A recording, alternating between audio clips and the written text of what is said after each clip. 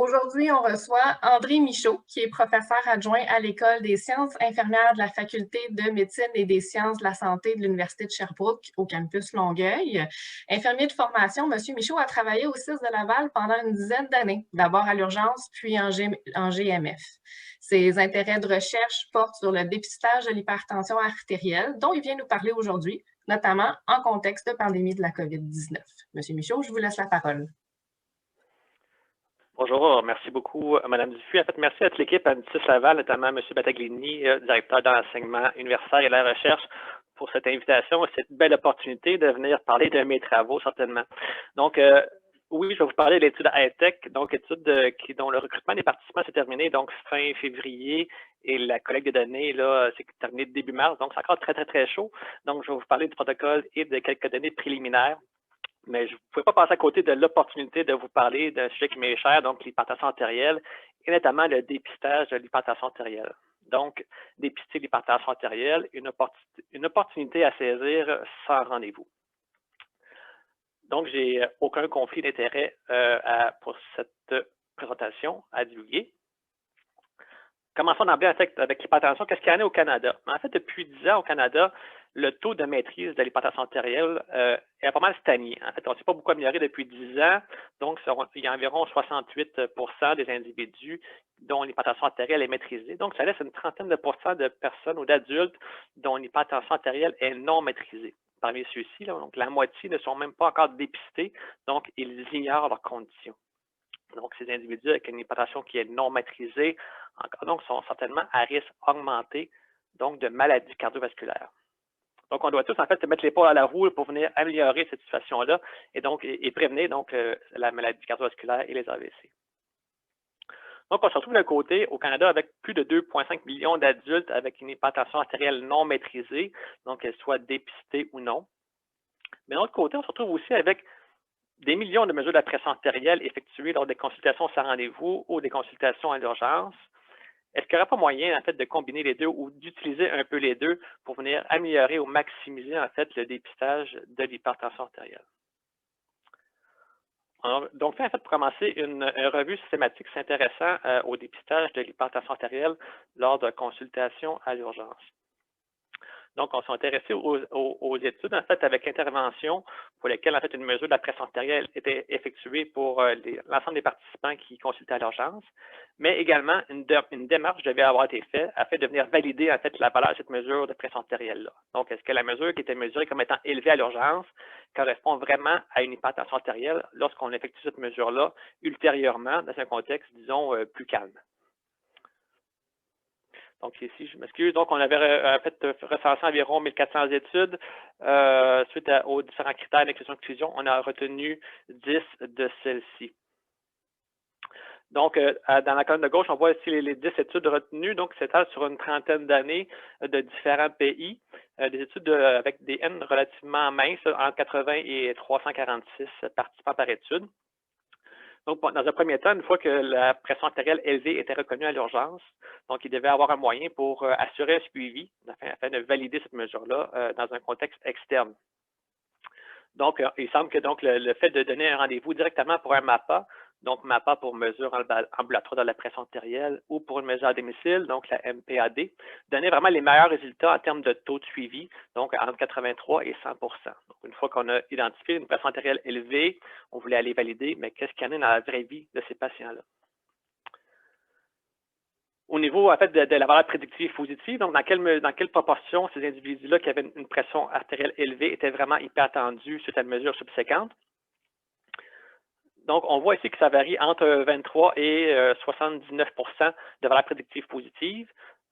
Et dans l'étude de Fleming, en fait, où est-ce qu'il y a l'étoile bleue, donc c'est la seule étude où la mesure de la pression artérielle effectuée à l'urgence était vraiment effectuée dans un contexte, vraiment une mesure standardisée, ce qui est vraiment hors norme là, pour les mesures à l'urgence, évidemment. Et les études marquées d'un triangle orange sont celles qui ont utilisé une mesure ambulatoire pour la pression, pour la confirmation diagnostique. Donc, c'est des mesures qu'on peut penser qui sont beaucoup plus valides et fidèles en termes de résultats. Donc, ça varie, donc, en moins de 50 et ça varie entre 29 et 79 pour la valeur prédictive positive. Notez quand même votre attention ici au niveau des valeurs moyennes à l'urgence, notamment l'étude de Dieterle ici, qui est la théodosis, donc des valeurs pas mal élevé pour les moyennes à l'urgence, mais quand même, là, si on regarde ici, donc 40 de ces individus-là n'étaient pas hypertendus. Hein? Donc, le message ici n'est pas du tout de traiter ces patients-là parce qu'ils ont une pression artérielle élevée, mais surtout de les identifier et de les référer pour une évaluation subséquente. Donc, en conclusion, pour cette revue systématique-là, donc la moitié des individus avec une pression artérielle élevée qui consultent à l'urgence ont réellement une hypertension non maîtrisée et l'ignorent.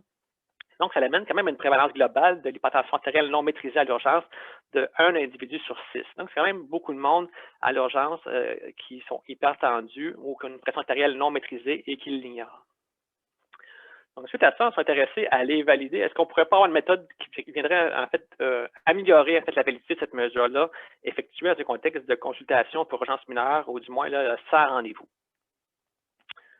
Donc, en fait, on a eu une étude dont l'objectif était d'évaluer la stratégie de dépistage de l'hypertension, qui inclut l'ajout de la mesure de la pression artérielle oscillométrique en série, MPAC-OS, connue sous le nom commercial en temps de BP-True, Different Company, pour les patients dont la mesure de la pression artérielle en clinique initiale était élevée. Donc, pour l'ensemble des individus qui font sans rendez-vous, pour ceux dont la pression initiale était élevée, qu'est-ce que ça vaut de venir ajouter un BP-True ou une mesure oscillométrique en série, un MPAC-OS, en termes de validité du diagnostic ou de prédiction du diagnostic, disons. Donc, on a recruté des adultes qui consultaient dans une clinique sans rendez-vous pour urgence mineure dans un GMF de Laval. Et ces individus pourraient être inclus dans l'étude d'avoir une pression artérielle initiale lors de la mesure des signes vitaux plus grande ou égale à 140 sur 90. Petit rappel sur les lignes directrices d'Hypertension Canada, qu'est-ce qu'il nous dit? Donc, d'effectuer une mesure de la pression artérielle lors de toute visite de soins appropriée. Donc, certainement que le sans rendez-vous est une visite de soins appropriée. Et ensuite, on nous mentionne que si ce dépistage révèle une tension artérielle élevée, appliquez les critères du PECH. Quels sont-ils? Assez simple. Dès qu'on a une mesure de pression artérielle qui est élevée dans un contexte de dépistage, donc toute mesure clinique ou mesure en pharmacie, par exemple, mais on doit aller faire une mesure ambulatoire ou hors clinique avant de pouvoir confirmer un diagnostic. Donc, de préférence, on utilisera le MAPA et ou une solution de rechange qui est pratiquement tout aussi bonne, la mesure de la pression artérielle à domicile. Donc, pour les individus recrutés dans l'étude, donc 50 participants au total, donc ils se présentaient au rendez-vous pour diverses conditions là, tout à fait standards et courantes. Donc, on effectuait une mesure des signes vitaux là, dans un contexte usuel. Les individus pour qui la pression artérielle initiale était élevée. Donc, la question qu'on se pose, sont-ils réellement hypertendus? Quelle est la valeur de cette mesure? Donc, pour venir préciser la valeur de cette mesure, on s'est dit, bien, si on ajoutait la mesure oscillométrique en série, ça pourrait peut-être venir préciser en fait le vrai statut du patient relativement à sa pression artérielle. Et pour venir confirmer le tout, donc l'ensemble des individus, l'ensemble des participants ont eu à faire effectuer un MAPA afin de venir confirmer la validité de la combinaison de ces deux mesures cliniques.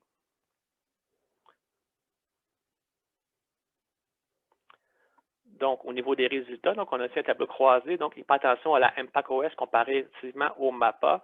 Donc, je vous rappelle que l'ensemble des individus avaient tous une mesure initiale clinique plus grande que 140 sur 90. Suite à ça, ils ont tous eu une MPAC-OS.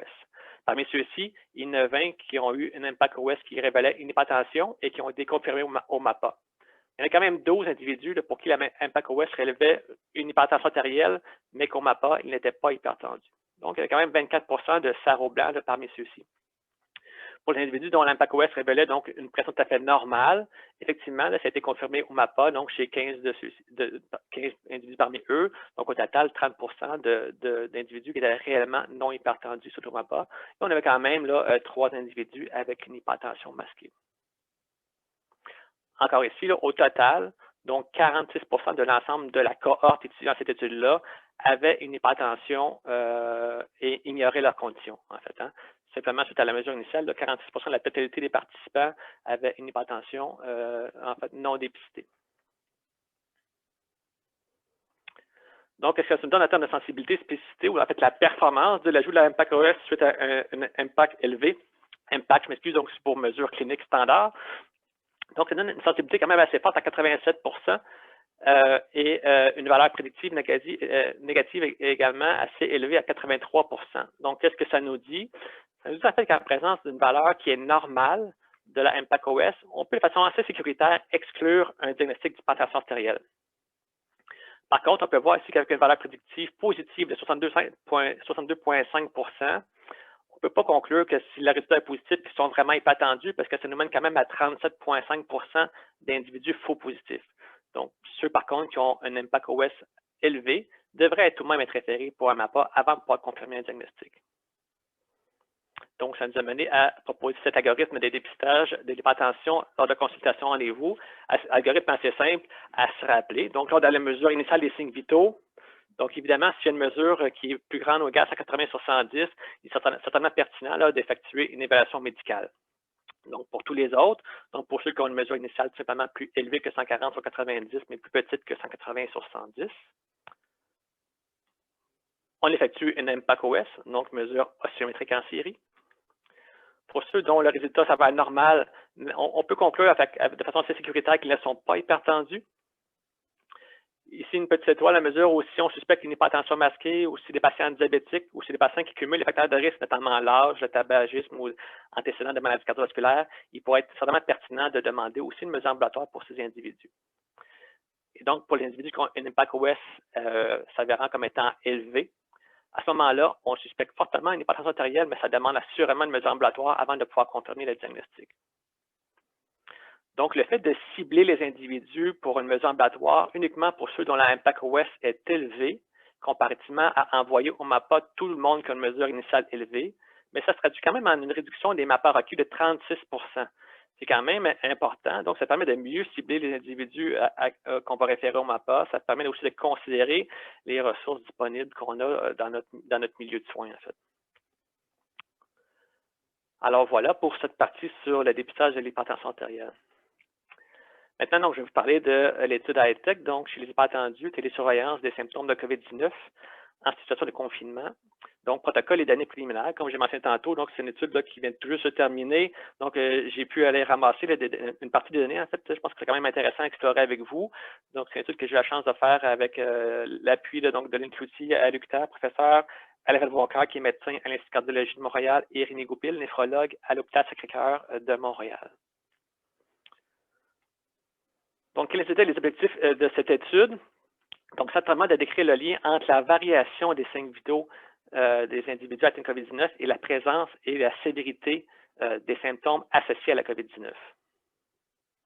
Donc, documenter certainement la condition clinique des individus atteints de COVID-19 qui étaient confinés à domicile. On en connaissait quand même relativement peu. Ce que je vais parler aujourd'hui, donc, documenter la faisabilité de cette étude-là, ou en fait, documenter la faisabilité de la télésurveillance d'individus confinés à domicile, comme objectif secondaire, donc, évaluer le taux de maîtrise de l'hypertension artérielle. Donc, c'est des individus qui sont hypertendus et qui avaient quand même moins accès d'une façon courante là, aux soins primaires usuels auxquels ils pouvaient être habitués. Documenter la télésurveillance des individus symptomatiques effectués par des infirmières. Évaluer l'acceptabilité de l'utilisation d'outils de télémédecine par les individus malades à domicile. Donc, je vais aussi vous parler de ce résultat-là. Quelle était la population à l'étude? Donc, des individus entre 39 et 70 ans ayant un diagnostic de COVID-19 depuis moins de 3 jours, avec un diagnostic connu d'hypertension artérielle ou prenant des médicaments pour contrôler la pression artérielle. Ils devaient pouvoir habilité à lire et écrire le français, c'est-à-dire aussi habilité avec un téléphone cellulaire, un ordinateur et posséder une adresse courriel. Pas d'MPOC donc, et d'insuffisance cardiaque, là, on ne souffrant pas de ces pathologies-là, et résident à Laval. Au niveau de la méthode, donc les participants avaient beaucoup de tâches à faire, ils étaient bien occupés, donc ils devaient dans un premier temps compléter un questionnaire de santé sur les habitudes de vie, donc un questionnaire assez court, là, mais qui venait aller évoquer donc antécédents de santé, maladies chroniques, habitudes de vie comme la consommation d'alcool, le tabagisme, le niveau d'activité sportive, par exemple. Par la suite, donc, les participants devaient effectuer pour 14 soirs et matins consécutifs, donc pour 14 jours, mais soirs et matins consécutifs, donc une mesure des signes vitaux complets à l'aide d'une application là, à télécharger sur le téléphone mobile. Donc, juste là, ça impliquait beaucoup de choses pour le participant. Donc, il devait déjà télécharger l'application sur son téléphone cellulaire. Il devait faire la liaison Bluetooth entre l'application et son tensiomètre qu'il allait recevoir de notre part. Il devait aussi faire la liaison entre l'application mobile et le portail chercheur. Et ensuite, donc, faire l'ensemble de ces mesures complètes des signes vitaux. Donc, il était quand même bien occupé, nos participants étaient quand même bien occupés. Ils devaient associer à ça et à chaque fois compléter aussi un formulaire électronique d'auto-évaluation des symptômes. Donc, le matin, on définissait le matin comme étant environ la première heure après le lever et le soir étant comme la dernière heure avant le coucher. Donc, il commençait toujours par auto-évaluation des symptômes avec un questionnaire sur un portail web et il poursuivait par la mesure de ses signes vitaux. À la fin du protocole de mesure, donc, les participants étaient invités à compléter un questionnaire sur l'acceptabilité des outils de télémédecine. Donc, chaque participant, en fait, recevait un tensiomètre électronique, un oxymètre, donc vraiment un petit appareil là, bien simple, bien utile pour livrer à la maison, et un thermomètre électronique. Donc, le tout, là, cette petite trousse-là, ça coûtait environ 115 $, donc relativement peu dispendieux pour avoir accès à toutes ces données-là chez le participant. Et ce n'est pas des outils là, dernier cri au niveau technologique, là, où c'est un tensiomètre Bluetooth, mais ce n'est pas une nouvelle montre là, qui permet de lire votre pression artérielle là, par infrarouge là, pour dire quelque chose qui n'existe peut-être pas encore. Les participants avaient accès assurément à une plateforme web dans laquelle ils pourraient retrouver entre autres le guide du participant, dans lequel ils trouvaient toute l'information nécessaire pour notamment faire les mesures. Ils avaient des indications en présence de symptômes sévères ou de signes vitaux anormaux. Et chaque participant a reçu aussi 2 appels téléphoniques de la part d'une infirmière. Donc, dans la semaine 1, donc environ le 2e ou 3e jour après l'entrée dans le protocole, et dans la semaine 2, donc environ au 10e jour. Et d'ailleurs, Sarah Maria Vien-Vega, qui est infirmière praticienne à Marigot, qu'on a la chance qui a collaboré avec nous là, pour cette étude-là. On est très fiers. Et il y avait un suivi au besoin par courriel ou par téléphone s'il y avait des difficultés techniques par le participant, en fait. Donc, si un participant évoquait qu'il y avait un problème avec son application ou avec un formulaire, au besoin, il pourrait y avoir un suivi par courriel ou par téléphone. Ici, c'est un exemple, en fait, des indications données aux participants dans le guide du participant. Donc, si on voit dans la bulle 1, ici, c'est la fenêtre d'accueil, en fait, de l'application Sphingmo sur l'appareil cellulaire. Donc, c'est une application assez simple, bien sûr, qui était gratuite, d'où la pub que vous pouvez voir sur l'application. Donc, par exemple, ici, pour la saturation, donc, tout ce que le participant devait faire, c'est venir appuyer sur le plus vert en bas, et ça permettait d'ouvrir à la bulle 2 l'ensemble des signes vitaux possibles. Il choisissait saturation d'oxygène. À la bulle 3, il inscrivait son résultat tout simplement. Et on peut voir aussi que la date et l'heure s'inscrivent automatiquement. Donc, c'était aussi simple que ça. C'est vraiment une application simple d'utilisation, vraiment bien conçue. C'était fait par des gens de l'Université d'Alberta. Le guide du participant, donc, ça a des matières assez exhaustives. Quand je présentais ça aux participants, j'espérais qu'ils ne raccrochent pas. Mais en fait, l'essentiel ici, là, pour eux, dans les nouveautés qu'il y avait, c'est vraiment comment l'explication des mesures, donc comment effectuer ces mesures-là et comment les inscrire là, dans l'application mobile ou comment utiliser les formulaires électroniques là, associés. Il y avait aussi, on retrouvait également aussi l'algorithme pour les signes vitaux, donc un aide à la décision là, en fonction de leurs signes vitaux. Donc, le recrutement fut quand même un bon défi. Donc, j'ai quand même fait 406 appels téléphoniques. Je recevais en fait les références. Là, en fait, cette étude-là a été vraiment rendue possible grâce à la grande collaboration là, du C3S Laval et notamment avec l'équipe du centre d'appel. Pierre Lejacques, ça a été vraiment d'un grand support. Donc, je recevais les références des individus pour qui le diagnostic était positif et qui acceptaient que je les contacte. Donc, sur 406 appels, 5 ont refusé de m'écouter d'emblée. C'est quand même pas si mal. Et après ça, donc, les critères d'exclusion ont été appliqués pour retenir, en fait, en bout de ligne, 72 participants éligibles. Parmi eux, 22 ont refusé. Vous voyez ici à la gauche les raisons du refus. Et finalement, donc, 50 participants ont accepté et ont reçu le matériel. Parmi eux, 4 n'ont donné aucune nouvelle pour les raisons qui sont présentées encore ici. Pour au final avoir 46 participants qui sont vraiment comme débuté le protocole et qui nous ont transmis des mesures. Qui sont ces participants? En fait, donc au total 46, 20 hommes, 26 femmes. Il n'y a pas de différence significative là, entre les hommes et les femmes. On s'entend que l'étude à 46 participants, là, au niveau de la puissance statistique, ça peut présenter certaines limites.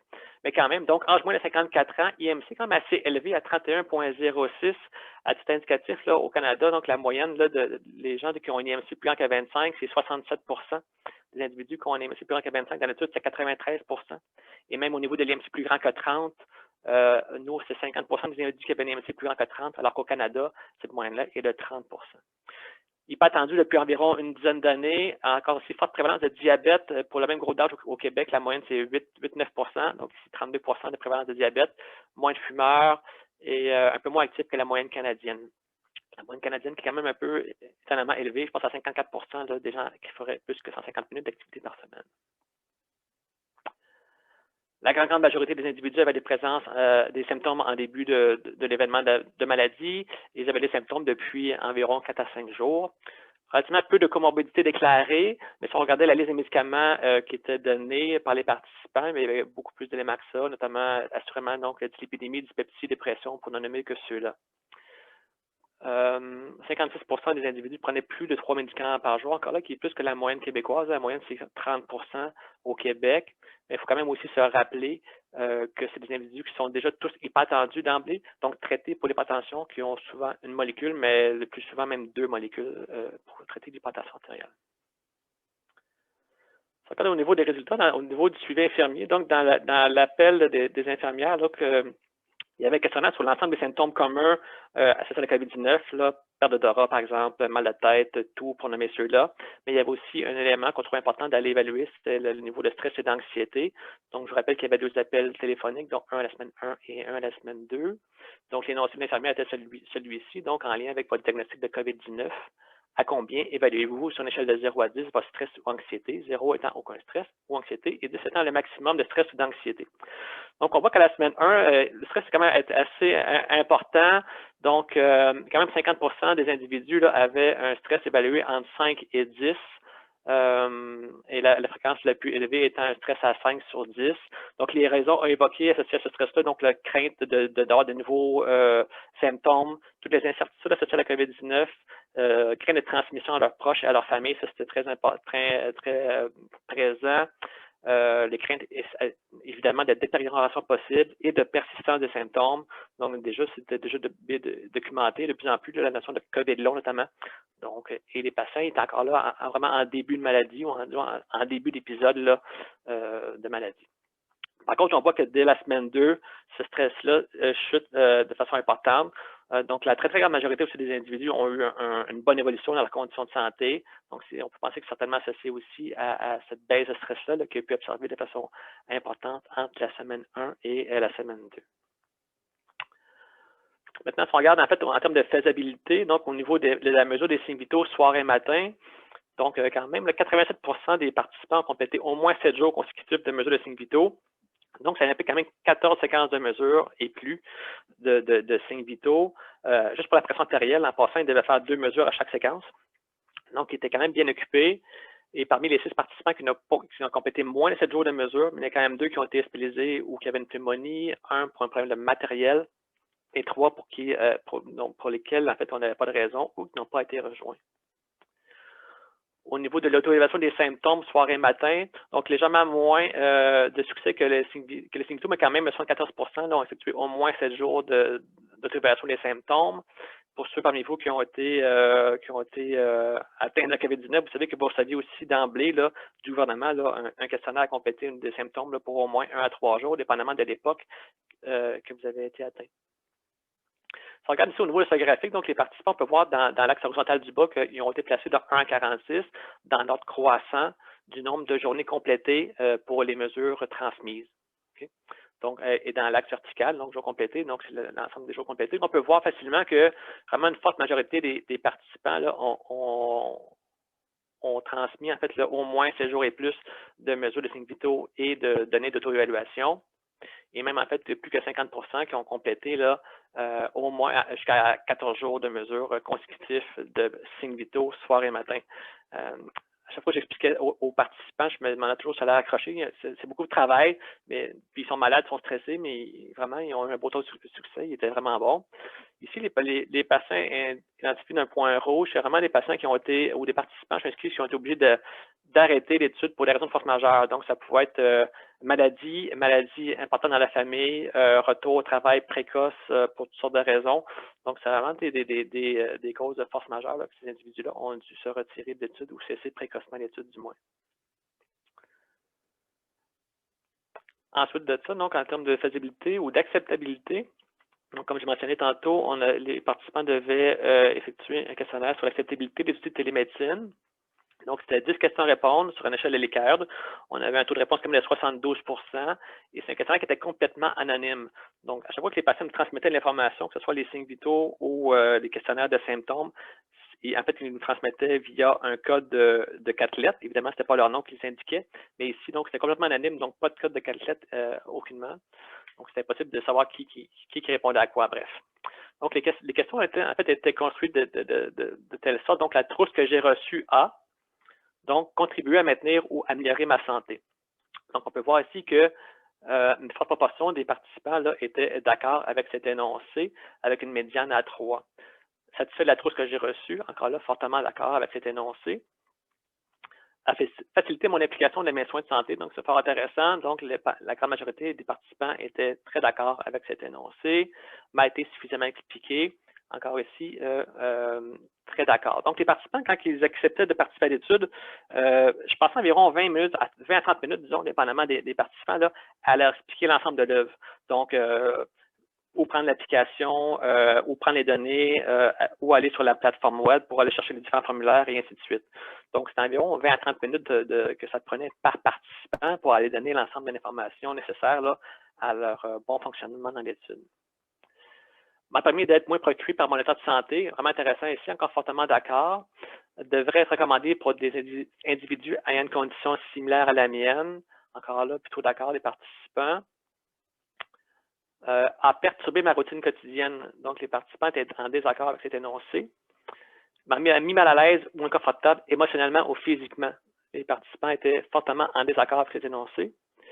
A envahi ma vie privée. Encore ici, était en désaccord. Et un point quand même sensible, m'inquiète relativement à la confidentialité des informations échangées. Ici, encore, les participants étaient fortement en désaccord avec ce point. Donc, j'espère que je suis dans les temps corrects, Mme Dupuis. Donc, discussion, défis et avantages. Donc, défis de télésurveillance et les automesures.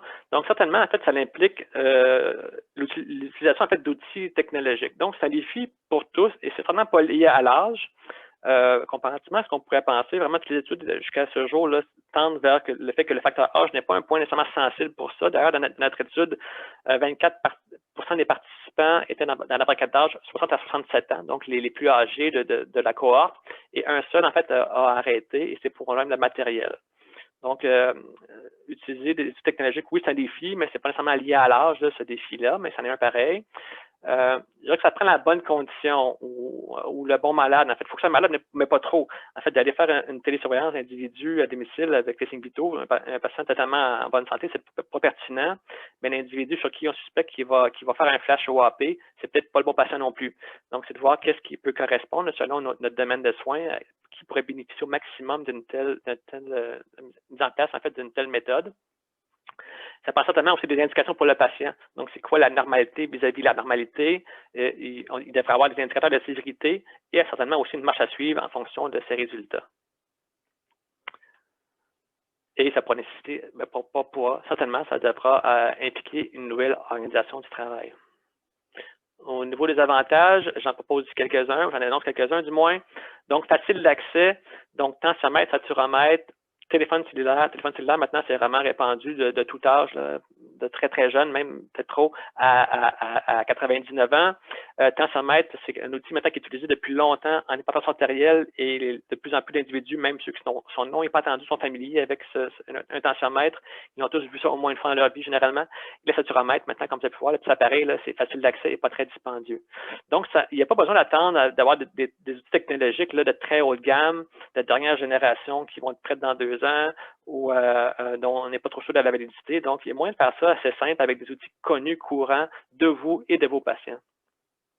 Et comme j'ai mentionné tantôt, donc c'est quand même à coût très raisonnable. Donc, pas besoin de casser son petit cochon là, pour commencer ça dans votre milieu de soins nécessairement.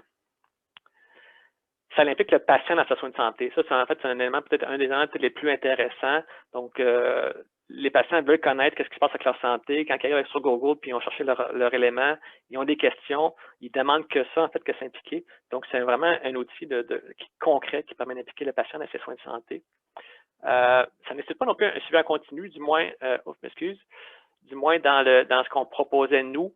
C'est vraiment, il était mentionné au patient qu'il était en fait maître de son évaluation et ce qu'on proposait était un guide pour la suite des choses ou pour ses actions en fait en fonction de ses résultats. Okay? Donc, une infirmière peut effectuer un suivi d'un nombre important de patients. Donc, ça pourrait être un suivi continu. Perspective, utilisation possible. Donc, il y a quand même les recherches en télémédecine, télésurveillance, en fait, ça a plusieurs noms, plusieurs synonymes. Avant à vitesse grand V, bien que c'est assez récent tout ça, Mais certainement, donc, les patients avec maladies chroniques, il y a beaucoup de publications qui sont faites intéressantes dans ce suivi-là, sur différents types, notamment en insuffisance cardiaque, notamment une grande méta-analyse qui semble suggérer que ça pourrait diminuer les taux de réadmission de 25 là, donc un tel suivi. Des patients même en oncologie, donc post-op en oncologie, avec différents types de suivis. Encore là, c'est des suivis qui sont personnalisés. Là. Certains suivis, ça peut être très simple. Très simple. Par exemple, le patient se pèse et évalue sa douleur. Donc, ça sera juste ça. Pour le patient, ça peut être de quoi beaucoup plus complexe. Personne âgée vivant seule. Donc, fort intéressant aussi avec différents capteurs, par exemple, d'activité. Donc, il y avait un capteur au niveau du fauteuil, un capteur au niveau du lit, dans quelle mesure le patient se lève souvent de son lit la nuit ou se lève souvent de son fauteuil, dans quelle mesure il bouge dans sa maison. Puis, est-ce que c'est associé avec une dégradation de son état? Troubles pulmonaires, orthopédie, même orthopédie aussi. Donc, plusieurs possibilités, certainement, là, dans l'utilisation des outils de télémédecine, qui a été un peu mis à l'avant-plan là, dans le contexte de la COVID-19, certainement. En fait, nous, par rapport à notre télémédecine de façon spécifique, la question qu'on se demandait, c'est est-ce que le fait de faire ce monitorage, on n'a pas encore la réponse, il nous manque encore des données, est-ce que ça pouvait notamment permettre de diminuer la sévérité de la condition des individus qui se présentaient à l'urgence? Donc, on se souvient qu'au printemps, là, il avait été constaté que des individus se présentaient à l'urgence avec un état déjà très, très dégradé, avec des taux de saturation très bas.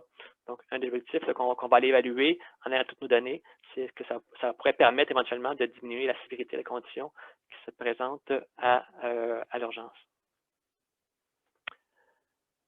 Donc, pour conclure, donc l'automesure, la télésurveillance des signes vitaux et des symptômes, mais c'est certainement plus que des rendez-vous téléphoniques ou en visio. En fait, la télémédecine ou la télésurveillance ou la téléhealth, ça a beaucoup de noms. Ça peut être tout simplement un appel téléphonique. Hein. Ça, beaucoup d'entre vous tous en font régulièrement et depuis longtemps. Donc, la rencontre visio, c'est peut-être répandu de façon plus importante là, dans les derniers mois. C'est plus aussi que du dépistage ou du suivi de la pression artérielle et des glycémies. Donc, ça potentialise la part du patient dans le suivi de sa prise en charge et dans sa condition médicale. Hein. Donc, par contre, il y a quand même encore peu d'études sur, en fait, l'auto-évaluation en fait, des signes vitaux, l'auto-gestion des signes vitaux à domicile. Et donc, un peu une collaboration hybride qu'on a pu faire dans notre étude. Donc, c'est un domaine qui reste encore à explorer. Là. Beaucoup d'études, en fait, faisaient un suivi quotidien avec une grosse équipe derrière. Et en fait, dans ce qu'on a proposé, encore, il y a encore peu d'études relativement à cette façon de faire. Là. Ensuite, garder ça simple, donc ça doit être adapté. Donc, c'est pas obligé d'avoir pour chaque condition de patient, c'est pas obligé d'avoir tout le kit, en fait, toute la trousse complète. C'est selon vous. Donc, dans les études, selon les conditions, comme je disais tantôt, il y en a qui vont aller se mesurer, le patient va se mesurer, se peser avec une balance Bluetooth et, par exemple, mesurer sa fréquence cardiaque, sa pression artérielle, juste ça. D'autres, ça sera, par exemple, le niveau de douleur et ou d'autres, dans un contexte de patients asthmatiques, ils vont mesurer en fait leur capacité respiratoire. Donc, ça doit vraiment être adapté, mais garder ça simple, c'est vraiment la clé du succès là, pour tout le monde.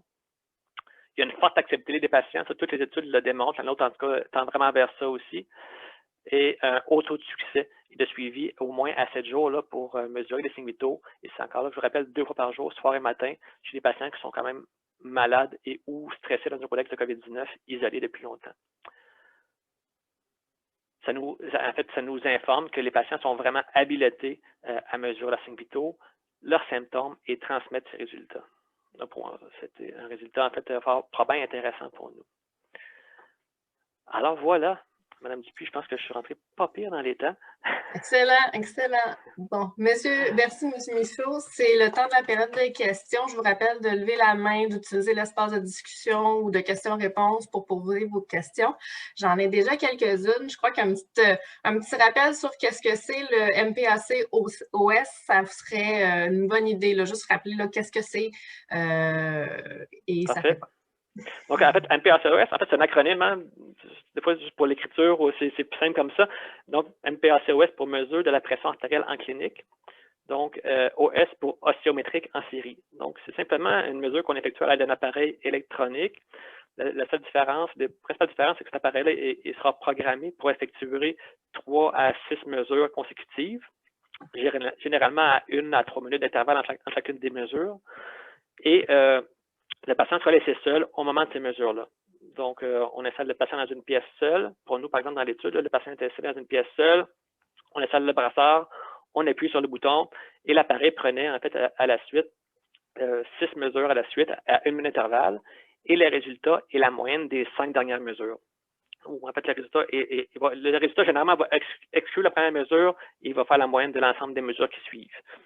Donc, l'avantage de cette mesure-là, c'est qu'il permettrait notamment de réduire l'effet de sarreau blanc, notamment à cause du fait que la mesure n'est pas faite en présence d'un professionnel de la santé, tout étant dans un milieu clinique. Donc, ça permettrait en fait de réduire de façon importante l'effet de sarreau blanc. Donc, on a pu voir que ça ne l'élimine pas complètement. Ça se rapproche des données effectuées, donc notamment au MAPA et à la mesure à domicile. Mais il y a encore, en fait, donc il n'y a aucune société savante en fait, dans le monde pour l'instant qui l'utilise comme outil de diagnostic. Ça a quand même ses limites, mais c'est certainement beaucoup plus précis qu'une mesure unique seule en clinique, le standard qu'on ferait par exemple au sans rendez-vous. Parfait. Je vais aller vers les mains levées. Depuis le début, j'ai Mélanie Lisotte qui a sa main levée. Je vous donne le tour de parole si vous voulez poser votre question, si elle est encore pertinente. Je vais donner quelques minutes. Si c'est un accident, ça se peut.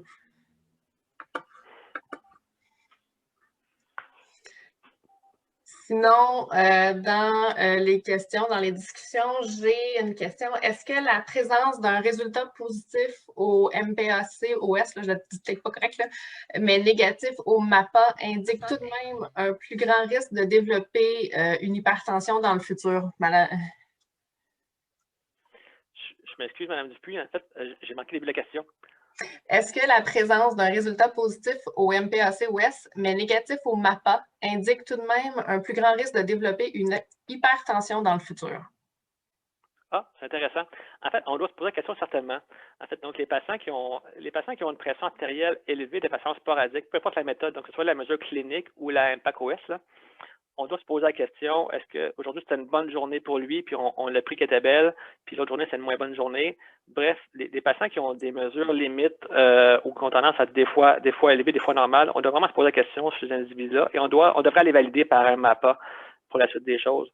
Donc, je dirais qu'en fonction du risque cardiovasculaire de l'individu, donc c'est quoi son âge, c'est quoi son risque cardiovasculaire global, donc un patient, on pourrait se poser la question d'aller réévaluer en fait peut-être de façon plus fréquente ou plus formelle, si on va peut-être dans un an. Là. Donc, c'est vraiment du cas par cas, mais voilà, donc un patient c'est ce que j'ai révalidé de cette façon-là en fait. Donc, même si la MPAC-OS elle est positive et le MAPA est négatif, donc on doit se poser ensuite la question, est-ce que ce patient-là est à risque cardiovasculaire élevé? Et après ça pourra déterminer la fréquence suivante, là, de dire on vous réévalue quand pour votre pression artérielle.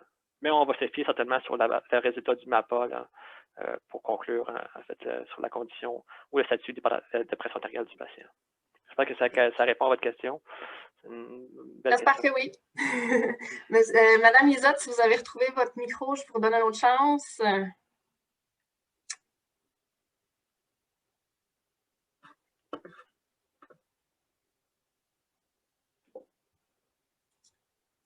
Sinon, je vais laisser la parole à Madame Lescage, qui avait également levé la main. Okay. Vous m'entendez? Oui, Madame Lescage. OK. Oui, écoute, moi, je suis infirmière. Et puis, la semaine dernière, j'ai eu une patiente qui avait une pression très élevée, mais ce n'est pas quelqu'un qui est connu, hypertendu. Et cette madame-là, elle n'avait pas non plus de médicaments. Là, c'est que moi, je trouvais que la pression était élevée, une pression de 200 sur 96. La personne était asymptomatique. On a repris la pression. Il était à 193 sur 97. Bon, je trouvais que c'était trop élevé. J'ai dit à madame, on va reprendre la pression toute la journée, mais moi, j'allais faire les démarches auprès du médecin pour voir, pour lui expliquer la situation. C'est que j'ai passé toute la journée, je n'arrivais pas à parler au médecin. La secrétaire n'a pas voulu non plus parce qu'elle m'a dit que il faut aller à Urgence Santé. Bon, c'est à moi aussi d'aller faire les démarches. Moi, ma question, c'est que dans des situations de même, moi, madame, pour moi, c'est qu'il fallait qu'elle aille à l'hôpital parce que j'étais pas mal inquiète par rapport à sa pression qui est très élevée et puis il n'y avait même pas de symptômes. Et puis, madame n'a pas voulu, mais finalement, j'ai trouvé un rendez-vous, j'ai pris un rendez-vous d'urgence mineure et madame a été à la clinique, on lui a prescrit de la mlodipine. Moi, ma question, c'est que quand on est en face de ces genres de situations, nous, en tant qu'infirmière, c'est sûr qu'on trouve que c'est quand même trop élevé, c'est une pression comme ça. qu'est-ce qu'on doit faire? Parce que moi, je voulais quand même l'envoyer à l'urgence. Elle n'a pas voulu parce qu'elle m'a dit, bon, comme elle n'a pas de, qu'elle se sentait quand même assez bien, malgré sa pression était très élevée. Mais moi, je me sentais vraiment comme, comment vous dire là, je ne savais pas quoi faire parce que moi, tout mon espoir, c'était de parler au médecin pour que le médecin puisse agir. Je n'ai pas pu parler au médecin la journée même. Je me sentais vraiment pas à l'aise de garder madame jusqu'au lendemain, mais elle, c'est ce qu'elle a voulu. Mais heureusement, c'est que, bon, madame a été vue par le médecin au lendemain. Là, il y a un suivi de pression qui se fait. Pensez-vous que dans le cas de cette madame-là, est-ce qu'il fallait avoir aussi un MAPA pour cette madame-là, pour voir exactement, en tout cas, je ne sais pas exactement, c'est pour ça que je suis là, pour savoir exactement comment réagir et quoi faire quand on est en face d'une situation de même. Merci pour votre question, Mme Lascage. Je reconnais votre travail infirmier donc, qui défend votre patient. Face à une mesure comme ça, puis effectivement, c'est une situation qui peut être, disons, pas facile à gérer pour une infirmière, surtout si vous n'avez pas accès à un médecin. Donc, dans l'algorithme qu'on proposait, effectivement, quand il y avait une pression là, de 180 sur 110 et plus, il recommandait d'avoir une évaluation médicale. Et étonnamment, on peut avoir deux types de patients. Un patient qui a une pression à 147 sur 85, qui est très, très, très, très inquiète là, de cette pression qui est élevée, et d'autres patients qui auront une pression à 200 sur 96 et qui disent que tout est OK pour moi. Mais certainement, en fait, que l'indication pour ce cas-là serait d'avoir une évaluation médicale et de voir quels sont les moyens possibles que vous avez pour que ça se fasse dans un délai raisonnable. En fait, évidemment, il faut évaluer l'ensemble du contexte de la personne, mais à ces valeurs-là, ça serait certainement recommandé d'avoir une évaluation médicale. Ce que vous avez mis en place, d'informer le patient de la situation. Après ça, il demeure aussi quand même autonome là, dans ses choix. Pour ce qui est du MAPA, il serait certainement indiqué ou une bonne idée pour cette patiente-là d'avoir un MAPA, mais même si un début de traitement a été initié, on peut penser que le traitement qui est initié est un faible dosage, le samlodipine probablement 2,5 ou 1,25, même à la limite, ça aurait pu être assez juste pour stabiliser un peu la pression. Et après ça, avoir un MAPA sur 24 heures, qu'est-ce qui se passe pour cette patiente-là? C'est quand même des valeurs assez élevées. Donc, je ne connais pas l'âge de la patiente, si elle était plutôt jeune ou plutôt très âgée, avec des pressions diastoliques de 96, c'était probablement peut-être un peu plus âgé que moins. Mais tout ça pour dire que certainement que, ça prenait l'évaluation médicale, oui, avec des valeurs au-dessus de 180, c'est ce qui serait recommandé. Et qu'un MAPA serait certainement aussi indiqué. En fait, moi, je pense que tous les hypertendus, tant qu'à moi, devraient avoir un MAPA au moins une fois dans leur vie pour voir qu'est-ce qui se passe avec la pression artérielle de nuit. Donc, la pression artérielle de nuit qui est fortement corrélée, beaucoup plus corrélée avec des événements cardiovasculaires futurs que la pression artérielle de jour. Donc, voilà. J'espère que ça répond un peu à votre question, Mme Lescage. C'est une situation qui n'est pas facile à gérer lorsqu'on est seul avec le patient, pas de médecin. Mais ce que j'entends, c'est que vous avez tout fait ce que vous pouviez faire dans le contexte là, pour assurer qu'une évaluation médicale soit faite. Merci. J'ai l'impression que j'ai peut-être deux questions qui vont dans le même sens. J'ai une qui dit, vous avez mentionné une diminution de 36 de demandes de MAPA avec l'utilisation du MPA-COS. Est-ce que l'utilisation de la MPAD est aussi valide que le MAPA? Et donc, j'ai aussi une question qui me demande, est-ce que la fiabilité des résultats du MPAD, quelle est la fiabilité des résultats du MPAD par rapport au MAPA? Donc, j'ai un petit peu l'impression que ça s'en va dans le même sens comme question. Parfait. Oui, en fait, ça permet de la réduction de 36 des mesures ambulatoires. Okay? J'ai écrit MAPA parce que MAPA, c'est un peu mon dada.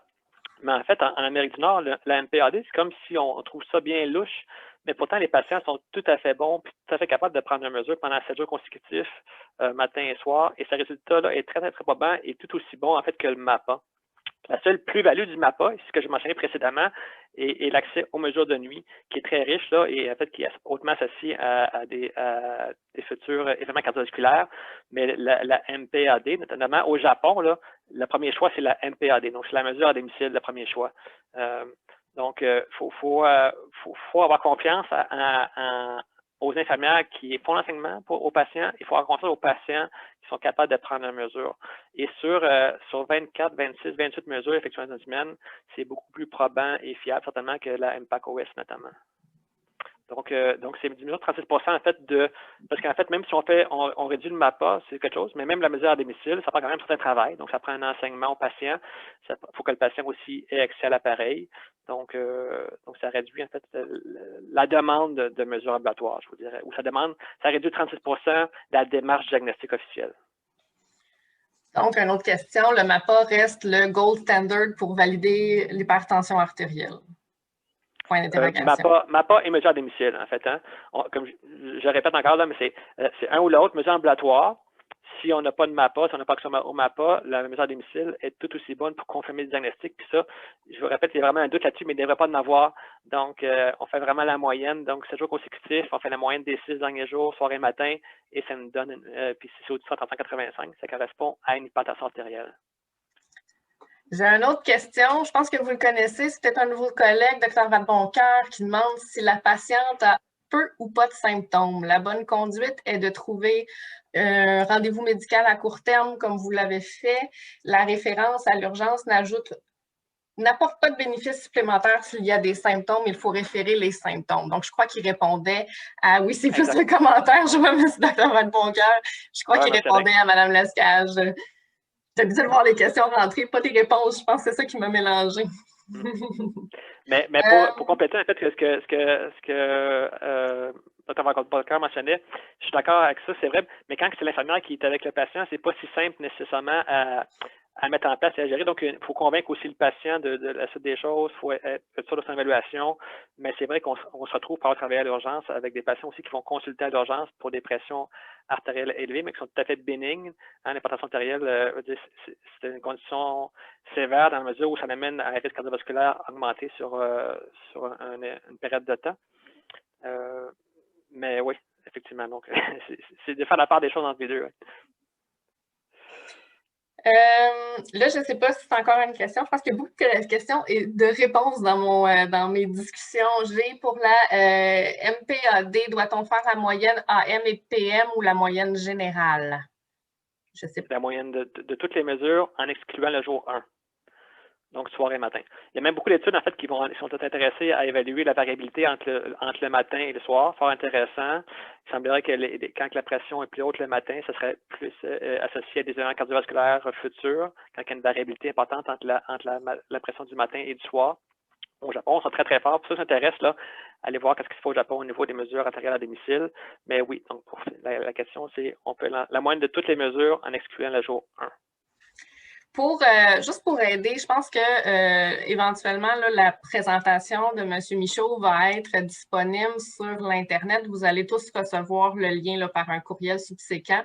Mais je crois qu'on va ajouter à votre présentation, M. Michaud, peut-être une diapo avec tous les acronymes et les définitions des acronymes. Je crois qu'il y a beaucoup de questions sur les acronymes, alors je crois que tout le monde va en bénéficier. J'ai une autre question. Doit-on valider l'appareil du patient? En fait, ce que je faisais en clinique, c'est généralement si le patient a un appareil assez récent, un appareil électronique, évidemment, là, non pas un appareil manuel. Il faut exclure ces machines-là. Donc, tous les appareils anéroïdes qu'on pompe manuellement, il ne faudrait pas les utiliser. Mais si le patient a un appareil électronique assez récent, il n'y a pas de raison de croire que son appareil n'est pas calibré. En fait, la difficulté, c'est que chaque marque aura des petites différences là, dans l'algorithme mathématique qui permet de générer le chiffre de pression artérielle. Donc, mais dans le doute, en fait, moi, ce que je faisais toujours, le plus important, c'est la grandeur du brassard, je vous dirais, et la méthode de mesure. Donc, est-ce que le patient l'a fait correctement? Donc, est-ce qu'il est assis, les pieds au sol, le dos appuyé, ne parle pas, le bras supporté, le brassard à hauteur du cœur? Donc, ça, je vais valider ça avec le patient. Puis, en fait, parce il peut y avoir des petites différences parfois entre votre appareil clinique et l'appareil du patient. Ça peut mettre un doute. En fait, ce que je vous dirais, c'est que le patient fasse, une fois que vous avez validé sa méthode et son brassard, la grandeur du brassard, qu'il fasse sa séquence de mesure. Et s'il y a un écart important entre ce qu'il vous donne et ce que vous avez en clinique, par exemple, mais raison de plus, peut-être pour le faire à MAPA. Merci. On a beaucoup parlé peut-être de la mesure. Moi, j'ai envie de vous poser une question sur le projet là, en contexte COVID. Dans votre étude, est-ce que les participants avaient des indications en fonction de la sévérité relativement aux résultats de leurs mesures? Oui. En fait, effectivement, donc, il était vraiment mentionné aux patients que le fait de participer à l'étude ne remplaçait pas en fait leur évaluation de leurs conditions, ne remplaçait pas surtout leur outil de soins habituel, donc leur clinique, leur médecin de famille, le 811 ou l'urgence par exemple. Mais dans leur questionnaire de santé, ici, juste un instant, ouais, je vais aller un peu plus loin. Désolé, on y arrive. Ici. Okay. Donc, dans le questionnaire de santé, il y avait une série de symptômes là, un peu plus bénins qui devaient décrire si c'était présent ou non. Mais par exemple, aussi, il y avait des symptômes jugés sévères. Donc, si ces symptômes étaient sévères, il était présent. Donc, il était vraiment indiqué de consulter à l'urgence à l'attente. Et cet élément-là, en fait, il venait vraiment de documents du gouvernement du Québec. Donc, il disait que si c'est une évidence, là, vous direz, mais si vous avez les lèvres bleues, que c'est présent, bien, consultez un médecin sans plus attendre. Si vous êtes confus, désorienté, difficulté à rester éveillé, consultez un médecin sans plus attendre.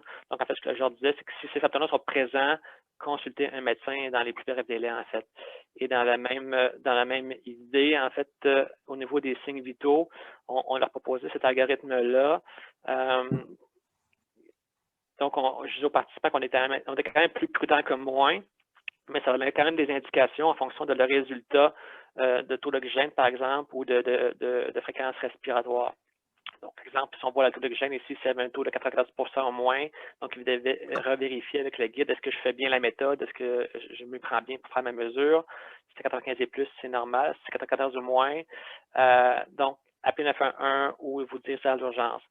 Encore là, en fait, là, si le patient était libre de faire ça, nous, on se devait d'être plus prudents que moi. Ça reste une maladie qu'on connaisse encore, on commence à connaître, mais pas tant que ça. Donc, on se devait d'être plus prudents que moi. Il y a des indications, là, si on ne va peut-être pas bien, mais s'il y avait un cumul, en fait, là, de données anormales de ce qui était suggéré de faire au patient. Donc, c'est vraiment une indication générale, je vous dirais, par rapport à ça, mais qu'on trouvait nécessaire de donner aux patients pour mieux les guider et enlever aussi une certaine anxiété là, par rapport à avoir des mesures normales, en fait. J'ai une autre question. Ça pop de partout. Là, le temps avance. J'imagine que si jamais vous n'avez pas le temps de répondre à toutes les questions, M. Michaud, on peut vous rejoindre par courriel. On va donner, dans votre présentation en ligne, on mettra votre adresse courriel aussi, là, parce que je sens qu'il y a plus de questions qu'on a de temps pour y répondre. Je vais en prendre une dernière ou peut-être une ou deux dernières. J'ai une question. Là, si vous la comprenez mieux que moi, tant mieux. Dans ton étude, est-ce que tes patients étaient à la cible finalement? Madame Derry, si vous voulez réexpliquer votre question, parce que je ne l'ai pas bien dite, je vous invite à le faire. Monsieur Michaud, est-ce que vous comprenez ce qu'on veut dire? Si les patients étaient à la cible finalement dans l'étude, donc dans l'étude sur l'hypertension, je suppose? J'imagine, peut-être que oui, Mme Derry répond oui. OK. Est-ce qu'il était à la cible? Je ne suis pas sûr de saisir. En fait, il n'y avait pas une issue de traitement du patient, c'est vraiment une issue de dépistage. Donc, on prenait vraiment tous les patients qui venaient au rendez-vous et ceux pour qui la pression artérielle initiale était élevée, on leur proposait de participer à l'étude. S'ils acceptaient, on leur faisait passer une MPAC-OS et l'ensemble des participants faisait un rapport pour venir valider les résultats qui ont été présentés tantôt. Donc, suite à ça, et les résultats aussi étaient transmis aux médecins de famille, évidemment. Donc, tous les MAPA, là, peu importe le résultat, qu'ils soient négatifs ou positifs, donc tous les participants recevaient, tous les médecins de famille des participants recevaient le résultat. Et on avait aussi un médecin de famille à la clinique, là, dans les cas où on avait un participant qui n'avait pas de médecin de famille, qui s'était porté garant là, pour prendre en charge la pression artérielle élevée, si c'était le cas. Est-ce que c'est pour les... Ouais. Est-ce que c'est pour l'étude high-tech, ça, ou l'autre? Non, pour l'étude sur le dépistage de l'hypertension artérielle, oui. OK. Puis pour l'étude high-tech, dans le fond, je crois que elle faisait référence à l'étude high-tech. La question. OK. Je pense que je faisais d'abord à la cible. OK. On reviendra. Peut-être que Mme Derry pourra vous écrire directement. Absolument. J'ai une autre question que je trouve intéressante. Ça va être la dernière avant de conclure. Est-ce que l'étude a des avantages financiers ou sur le nombre d'hospitalisations ou de visites à l'urgence, autre que le fait que les patients se sentent plus en contrôle? J'imagine qu'il est question de l'étude high-tech. Oui. En fait, c'est une bonne question. En fait, notre étude, on ne pense pas qu'elle serait assez puissante pour aller démontrer cet élément-là. 50 participants pour avoir des issues de morbidité, mortalité, même à la limite, là, par rapport au fait de surveiller ces signes vitaux à la maison, ces symptômes. On ne pense pas pouvoir avoir assez de puissance pour démontrer cet élément-là. L'étude n'était pas construite pour ça. Cependant, si on regarde dans la littérature, là, il y a beaucoup de données qui semblent nous démontrer qu'à grande échelle, ça semble réduire la réadmission dans des conditions chroniques, notamment l'insuffisance cardiaque, où c'est pas mal documenté. Et ça réduit aussi en fait, le nombre de consultations en personne de tout acabit, là. Et donc, ça a certains avantages, certainement au niveau organisationnel et financier.